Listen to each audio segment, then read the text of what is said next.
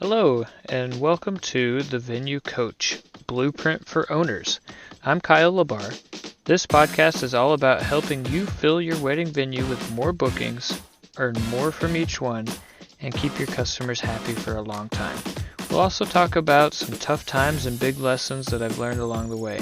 Let's dive in together and make your venue the best spot for weddings. Hey everybody, welcome to another episode of the Venue Coach. Today I want to talk about how I grade venue tours and the things that I'm looking for, and just kind of the breakdown when I'm listening to the tours and the things that I'm thinking about and how we can make sure we're staying targeted. So when I'm when I'm evaluating, I have four things that I'm looking for. So the first is rapport building and tapping into emotion. So those kind of go hand in hand. And basically that's not just at the beginning, but that's where the bulk of it's happening. But as you're going through the tour, how well are you connecting with the couple and their family? Could just be the bride and a family member, could be a best friend, whatever, it doesn't matter. Whoever's there, are you connecting with them? Are you tapping into the positive emotions that they already feel for each other, especially the couples? And are you getting them to associate that with your venue? Then there's conveying value. So the rapport building and the tapping into emotion, that ties into conveying value, but conveying value isn't just, that's not just your laundry list of amenities and offer. Like, it's not just the things that are there at your venue. And so it's not your amenities, it's not this, that, and the other.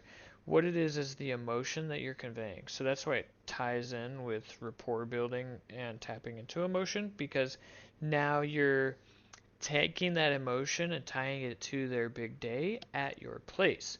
And so the emotion that they're going to feel at working with you, both from the time they book to the actual event and from the start of the event, so the time they show up on the big day to the end time they leave, how are they going to feel? So um, it's, yeah, of course you want to talk about the amenities that you have and the offer that you're making, because that of course matters. But you're also talking about the experience and the feelings that they're going to have.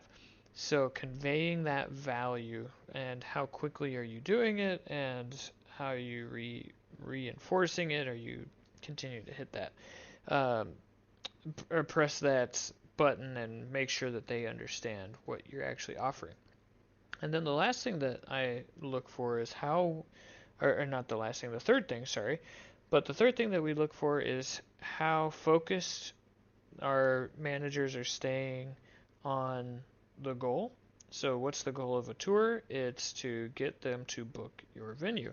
And so, are the managers getting, like, when I review these tours, are they getting distracted? Are they, I've seen managers that just tell personal stories that have nothing to do with anything, to some managers who just start selling other vendors, like DJs and florists and that sort of thing, start really hyping them up while not hyping up the venue and trying to get the sale.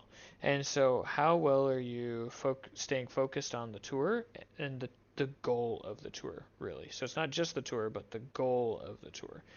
And then the last thing is asking for the sale and objection handling. And all of these are, I rank them 1 out of 5, and 5 being the best, 1 being needs improvement. And if a manager does not ask for the sale, that's an immediate 1.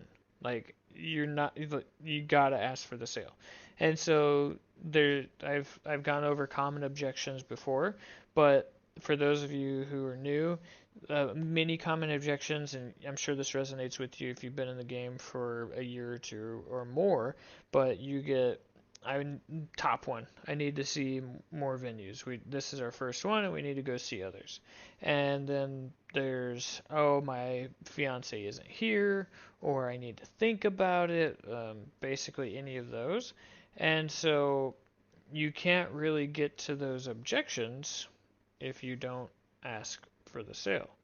And so if you're not asking for the sale, like if I have a manager that's not asking, it's an immediate one.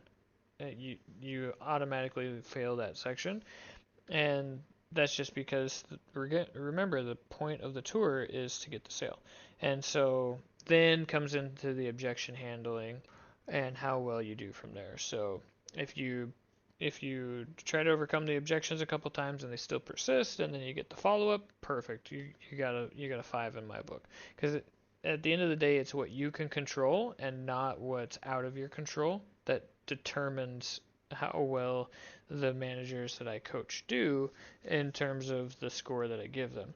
And so if you're controlling everything that you can control and they still don't book, that I mean that's out of your control.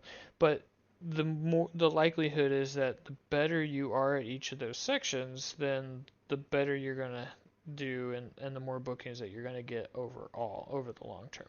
And so that's really what I focus on. And I hope that gave you some insight in terms of things that you should be thinking about and focused on while you're doing your tours, and what we at our venues actually focus on so that we can get 50, 60, 70% conversion rates and keep raising our rates at the same time. That's how we're able to do it. Is we start with a phenomenal value, so determining what's going to be the most valuable for your guests, but then conveying that on the tour. So the tour has, like, if you'll get bookings by just the sheer conviction that you have about how great you and your venue and their experience will be, but let's make it better. And so that, in a nutshell, to wrap up, is the things that I look for when grading a tour is the beginning slash middle, rapport building, and tapping into the emotion. Then taking that emotion and tying it to your venue. You're conveying value, so not just the amenities, but also how they're going to feel and the experience that they're going to have. And then how well you stay focused on the goal of the tour, which is to get the booking as you're doing the tour and not being distracted by things that aren't relevant to that. And then the last one is asking for the sale and objection handling.